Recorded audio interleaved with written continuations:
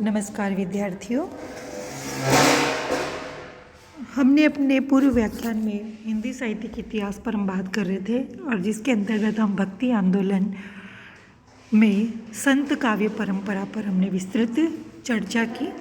आज हम हिंदी प्रेमाख्यान काव्य यानी भक्ति काल को जो दो भागों में बांटा था बच्चों, एक सगुण और एक निर्गुण। निर्गुण भी दो धाराओं में था, एक सूफी काव्य धारा और एक संत काव्य या ज्ञानाश्रयी काव्य धारा। सूफी को कुछ लोग प्रेमाख्यान काव्य कहते हैं और ज्ञानाश्रयी को कुछ लोग संत काव्य परंपरा कहते हैं। हमने निर्गुण संत काव्य परंपरा पर विशद चर्चा की। आइए हम निर्गुण काव्य परंपरा के दूसरा जो भाग है या दूसरी जो धारा है, सूफी कह लीजिए, प्रेमाख्यान कह लीजिए, उस पर हम आज विस्तृत बात करते हैं। हिंदी साहित्य के मध्यकाल में एक ऐसी दीर्घ काव्य परंपरा मिलती है जिसे विभिन्न विद्वानों ने विभिन्न नामों से पुकारा है, यथा निर्गुण प्रेमाश्रय शाखा, प्रेमाख्यान काव्य परंपरा, प्रेम काव्य, प्रेम कथानक काव्य, रोमांसिक कथा काव्य परंपरा आदि। इस परंपरा में लगभग 37 कवियों द्वारा रचित 55 काव्य उपलब्ध हुए हैं, जिनमें से प्रमुख ये हैं। पहला हंसावती, रचयिता उसके असायत, रचना काल 1370 ईसा। मुल्ला दाऊद रचित चंदायन, समय 1379।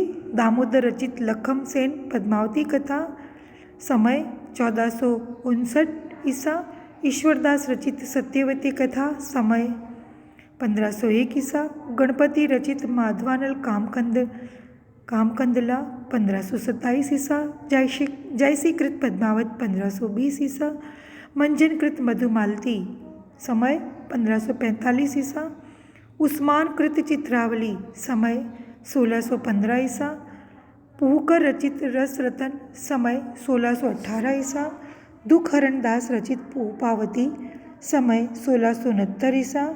नूर मोहम्मद रचित इंद्रावती व अनुराग बांसुरी, समय 1707 ईसा।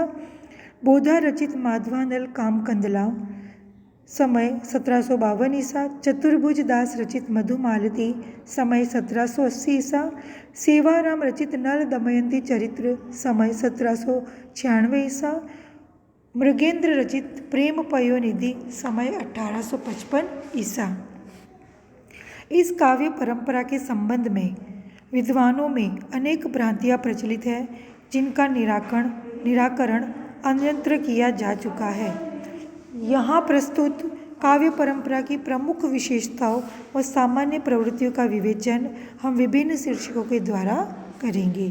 पहला जो शीर्षक हम ले रहे हैं, रचयिताओं का व्यक्तित्व एवं काव्य प्रयोजन। सामान्यतः इस परंपरा के कवियों को सूफी मतानुयायी साधक मानते हुए इनका लक्ष्य सूफी मत का प्रचार करना बताया गया है, किंतु वास्तविकता यह नहीं है। इस परंपरा के अधिकांश कवि हिंदू थे, जिन्होंने काव्यारंभ में हिंदू देवी देवता की वंदना करके हिंदू धर्म में पूर्ण विश्वास प्रकट किया है। अतः उनके द्वारा तो सूफी मत के प्रचार की कल्पना ही नहीं की जा सकती।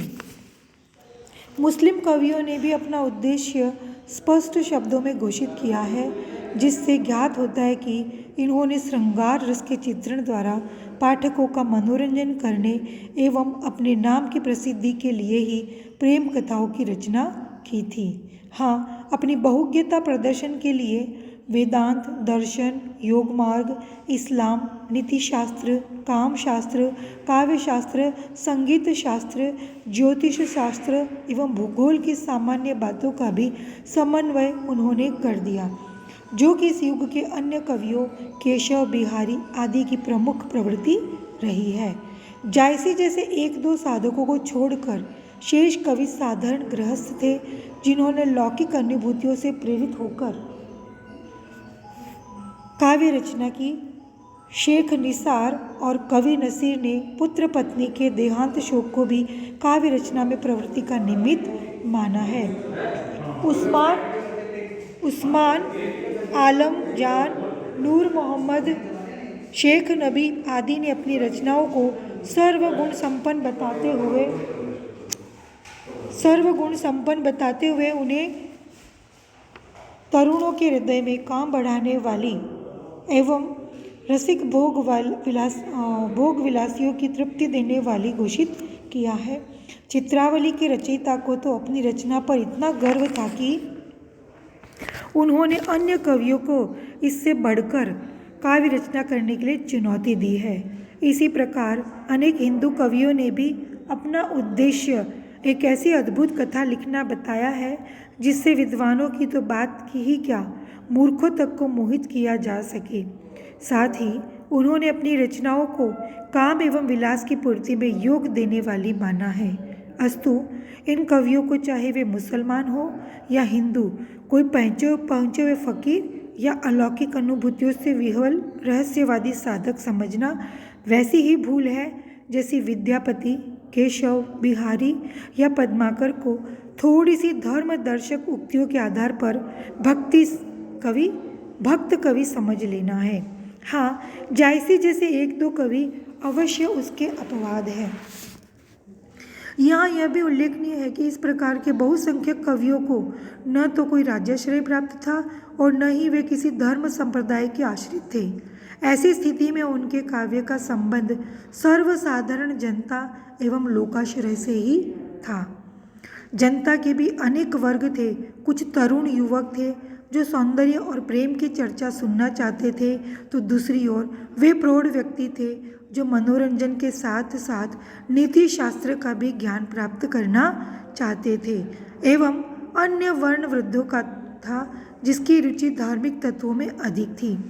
ऐसी स्थिति में इन कवियों ने सभी वर्गों के पाठकों की रुचि का ध्यान रखते हुए प्रेम, शास्त्र ज्ञान एवं वैराग्य तीनों का ही समन्वय न्यूनाधिक मात्रा में अपने काव्यों में करने का प्रयास किया है। इसीलिए अनेक कवियों ने इन सभी लक्ष्यों की पूर्ति का दावा कर अपने काव्यों में किया है। रचनाओं का नामकरण। इन कवियों ने सामान्यतः नायिका और वह भी विशेषतः वती प्रत्यय वाली जैसे सत्यवती, मृगावती, पद्मावती आदि के नाम पर ही रचनाओं का नामकरण किया है, किंतु कुछ रचनाओं में नायिका के साथ साथ नायक के नाम का भी निर्देश मिलता है, जैसे माधवानल का कंदला, प्रेम विलाप, प्रेमलता, नल दमयंती, उषा अनिरुद्ध आदि।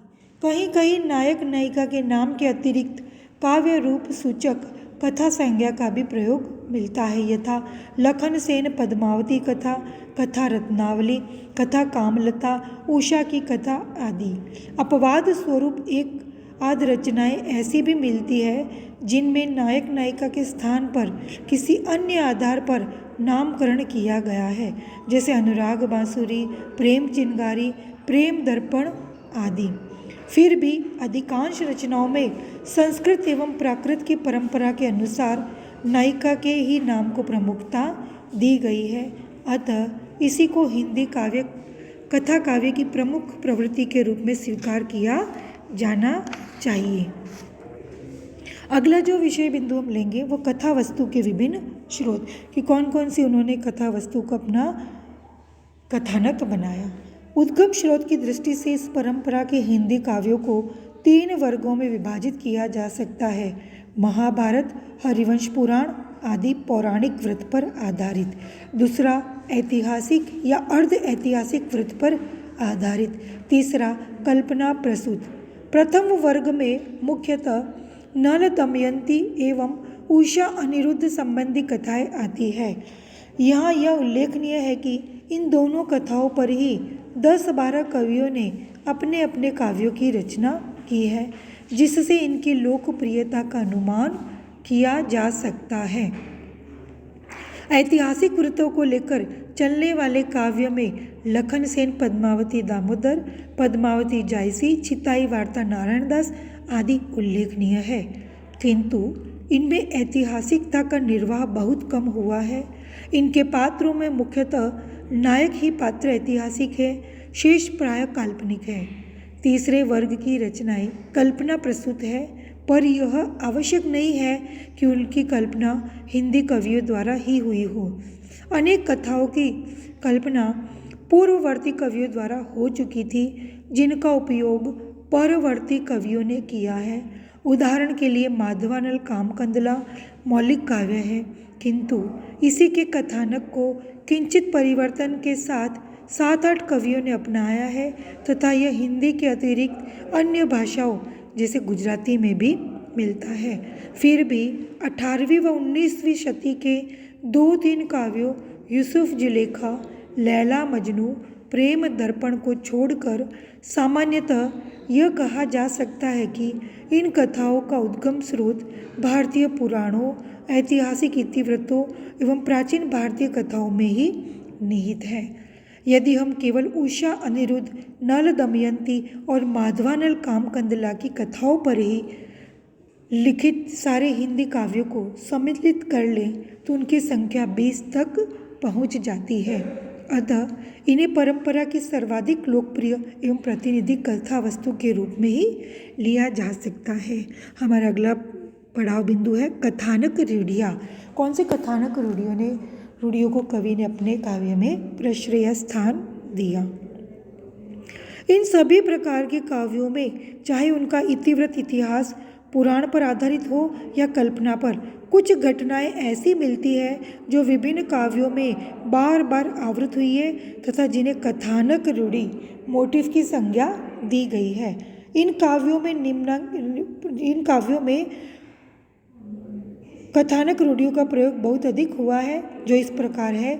नायिका का किसी द्वीप विशिष्ट सिंगल में जन्म लेना, गुण श्रवण, स्वप्न दर्शन या चित्र दर्शन द्वारा नायक नायिका में प्रेमोत्पत्ति, शुक, हंस, मैना आदि पक्षियों द्वारा संदेशों का आदान प्रदान, अप्सराओं, राक्षसों या अन्य देवी शक्तियों द्वारा नायक नायिका को एक दूसरे के पास पहुंचा देना, नायक का वेश बदलकर मुख्यतः योगी वेश में नायिका की खोज में निकलना, समुद्र यात्रा, उसमें जहाज का टूट जाना किंतु नायक का किसी प्रकार बच जाना, नायक का किसी अन्य प्रदेश में पहुंचकर किसी राक्षस या अत्याचारी राजा से किसी अन्य सुंदरी को बचाना और उससे विवाह कर लेना, फुलवारिया मंदिर में नायक नायिका की प्रथम गुप्त भेंट, नायिका के पिता या संरक्षक से नायक का संघर्ष, विवाह के अनंतर अनेक पत्नियों के साथ नायक का सुख भोग एवं अंत में नायक की मृत्यु एवं पत्नियों का सती हो जाना।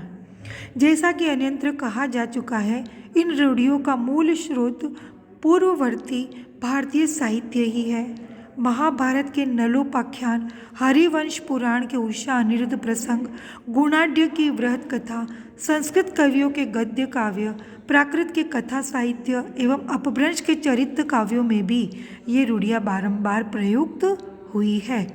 हिंदी की कथाओं का सीधा संबंध एक और महाभारत एवं पौराणिक साहित्य से है, जिसमें नल दमयंती एवं उषा अनिरुद्ध संबंधी प्रसंगों में तत्संबंधी बहुत सी कथानक रूढ़ियाँ उपलब्ध है, तो दूसरी ओर अपभ्रंश के चरित्र काव्य से है।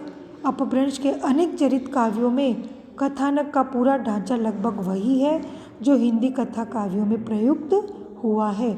उदाहरण के लिए नागकुमार चरित्र में चित्र दर्शन द्वारा प्रेमोत्पत्ति, नायक द्वारा अनेक राजकुमारियों का उद्धार व उनसे विवाह करने की घटनाएं वर्णित है, तो करकंड चरित्र में प्रत्यक्ष दर्शन द्वारा प्रणयोद्बोध, नायिका का विद्याधर द्वारा उड़ा लिया जाना, नायिका की खोज में नायक का सिंगल द्वीप पहुंचना, वहां जाकर एक अन्य सुंदरी से विवाह करना, अंत में पर्याप्त संघर्ष से नायिका की प्राप्ति, राज्य सुख भोग, वैराग्य, ज्ञान एवं मोक्ष की उपलब्धि आदि रूढ़ियाँ प्रयुक्त है। इसी प्रकार जीर्णदत्त चरित्र, सुदर्शन चरित्र, पद्मश्री चरित्र, भविष्यदत्त कथा, संत कुमार चरित्र आदि में उपर्युक्त सारी रूढ़ियाँ प्रयुक्त हुई है। यहाँ यह भी एक उल्लेखनीय बात है बच्चों कि 18वीं 19वीं शती में 2-3 काव्य फारसी मसनीवियों के आधार पर लिखे गए थे। उनमें उपर्युक्त कथानक रूढ़ियों का अभाव है।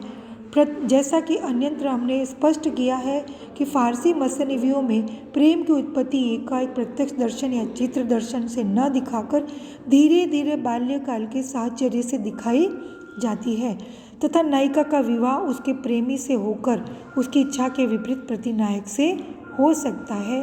उनकी परिणति वैराग्य एवं शांति में न होकर शोक में होती है, क्योंकि नायक की मृत्यु प्रतिनायक के किसी षड्यंत्र से हो जाती है तथा उसके शोक में नायिका भी प्राण त्याग देती है। वस्तुतः इस दृष्टि से भारतीय कथानक रूढ़ियों में फारसी रूढ़ियों के गहरा भेद है तथा अंतिम युग के 2-3 काव्यों को छोड़कर शेष काव्यों की रूढ़ियों को निश्चित रूप से भारतीय कहा जा सकता है। बच्चों, आज हम इतना ही। अगले भाग के अंदर हम बचे हुए जो विचार तत्व है और भी सारी बातें उन पर विस्तृत चर्चा करेंगे। धन्यवाद विद्यार्थियों।